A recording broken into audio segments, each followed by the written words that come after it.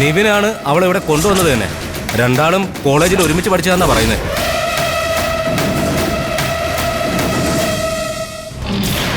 പറഞ്ഞ പോലെ പണി പറ്റിച്ചു കളഞ്ഞല്ലോടി നീ.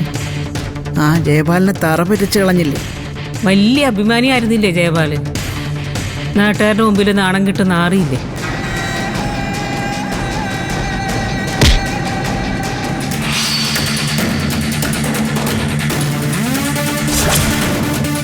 അമ്മ പറഞ്ഞതിൽ എന്താ തെറ്റ്? നിങ്ങൾ ഒറ്റ ഒരാളാ ഇതിനെല്ലാം കാരണം. എന്റെ നിവിന് അവനെ എനിക്ക് നഷ്ടപ്പെട്ടില്ലേ എന്നേക്കുമായിട്ട്.